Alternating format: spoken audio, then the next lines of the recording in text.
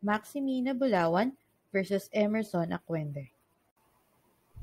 Maximina Bulawan, petitioner, filed for a complaint for annulment of title and reconveyance and damages against Lourdes Yap and the Registry of Deeds before the trial court, claiming ownership over the lot number 1634-B of PSD 153847, covered by TCT number 13733, having bought the property from its owners, Yapchenko Brothers. They claimed to have inherited the property from Yap Chin Kun.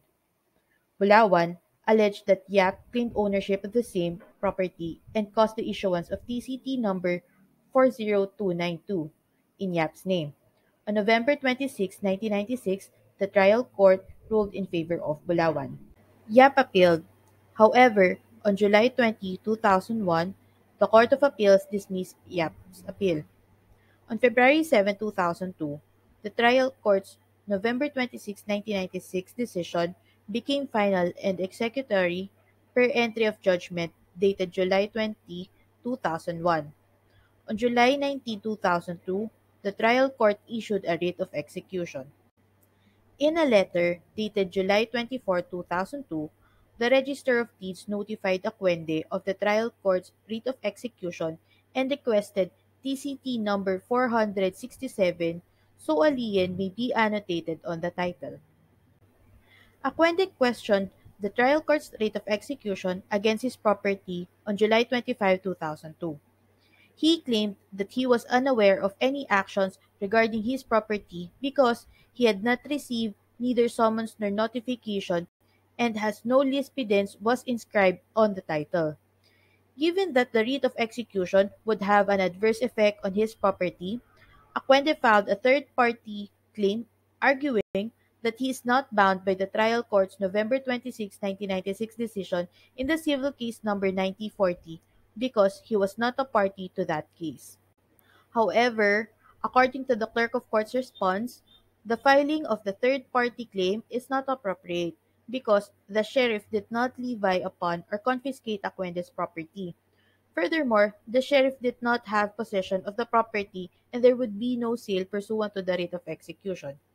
Aquende filed a notice of appearance with third-party motion and requested for partial annulment of the trial court's November 26, 1996 decision, specifically the provision that ordered the cancellation of PSD 187165 and any other title certificate issued in accordance to PSD 187165.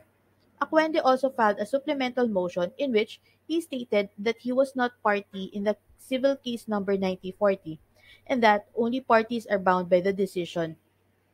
The court refused Aquende's motion on February 19, 2003. The trial court lost the power to modify its November 26, 1996 decision after the Court of Appeals upheld it. Aquende then petitioned the Court of Appeals to invalidate the judgment, citing extrinsic fraud and lack of jurisdiction. The Court of Appeals ruled in favor of Aquende. One of the issues in the case was the former Third Division of the Court of Appeals decided contrary to law when it considered respondent Emerson Aquende as an indispensable party in civil case number 9040. Supreme Court held that Aquende is a property party to sue for the annulment of judgment. Section 7, Rule 3 of the Rules of Court defines indispensable parties as parties in interest without whom no final determination can be had of an action.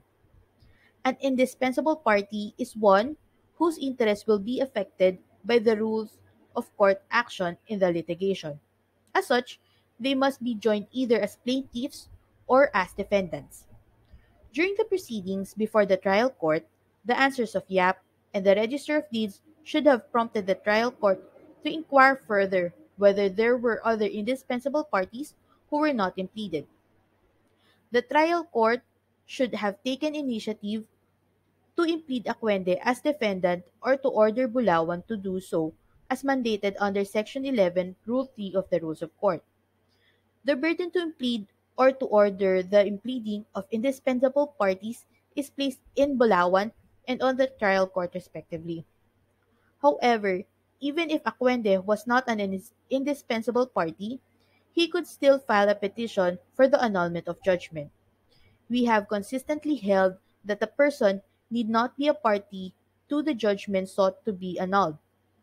What is essential is that he can prove his allegation that the judgment was obtained by the use of fraud and collusion and that he would adversely be affected thereby. The Supreme Court ruled that Bulawan's petition be denied. The